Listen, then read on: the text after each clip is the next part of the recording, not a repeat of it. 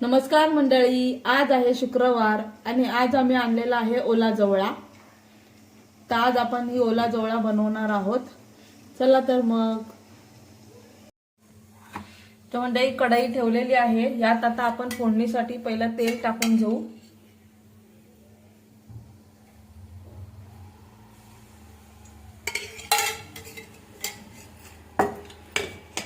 तेल व्यवस्थित गरम झालं की यात कांदा कढीपत्ता टाकणार आहोत।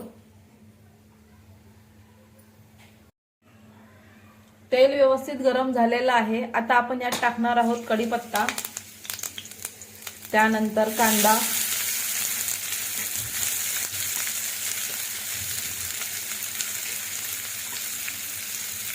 आणि हिरवी मिरची सुद्धा आताच टाकणार आहोत।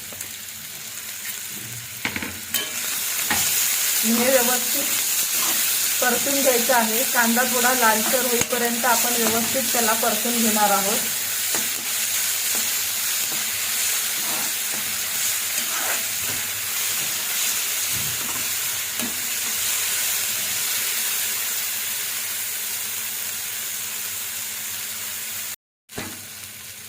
तर कांदा आता थोडाफार लाल झालेला आहे। आता यात आपण बाकीचे मसाले टाकणार आहोत। हळद, थोडी धना पावडर, लाल तिखट थोडं कमी टाकलंय कारण मिरची ऑलरेडी टाकलेली आहे, आणि ही आहे काश्मीरी लाल मिरची, त्याने कलर व्यवस्थित छान येतो लाल। आणि हे आता आपण मसाले परतून घेणार आहोत थोडे।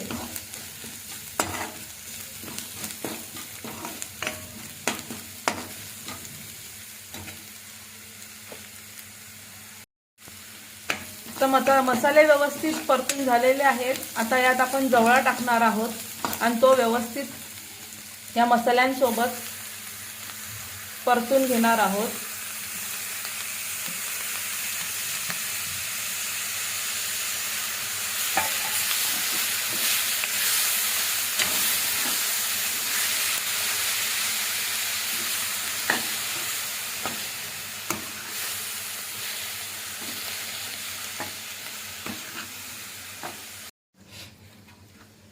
तर मंडळी अशा प्रकारे व्यवस्थित परतून झालेला आहे जवळा। मसाले सगळे व्यवस्थित मिक्स झालेले आहेत। आता यात आपण कोकम टाकणार आहोत आणि मग हे झाकून ठेवणार आहोत। यात पाणी टाकायचं नाहीये कारण जवळ्याला ऑलरेडी भरपूर पाणी असतं आणि त्यात तो व्यवस्थित शिजतो, त्यामुळे फक्त झाकण ठेवून आपण हे शिजवून घेणार आहोत।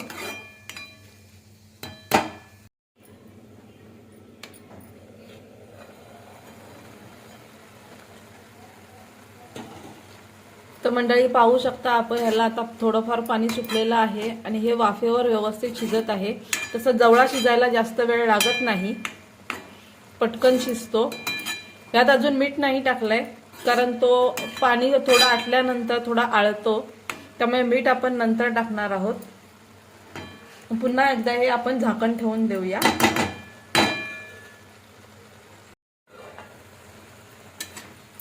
तर मंडळी अशा प्रकारे हे व्यवस्थित शिजलेलं आहे। आता आपण यात मीठ टाकूया आणि पुन्हा एकदा 5-1 मिनिटं ठेवूया।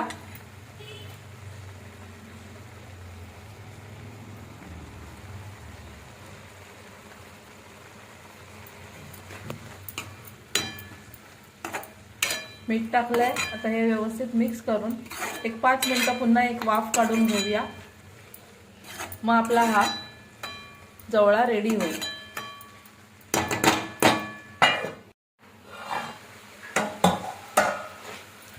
तर मंडळी अशा प्रकारे आपला हा जवळा झालेला आहे व्यवस्थित। आता यातलं पाणी सुद्धा सगळं सुकलेलं आहे, आपण पाहू शकता, आणि व्यवस्थित शिजलेला सुद्धा आहे।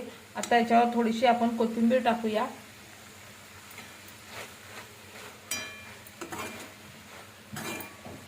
आणि प्लेटीत काढून घेऊया।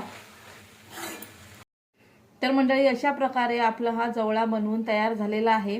अगदी कमी साहित्यात फक्त कांदा, मिरची, कढीपत्ता, कोथिंबीर आणि घरगुती मसाले, एवढ्या कमी साहित्यात आपण ही रेसिपी बनवलेली आहे। तुम्हाला रेसिपी कशी वाटली नक्की सांगा। धन्यवाद।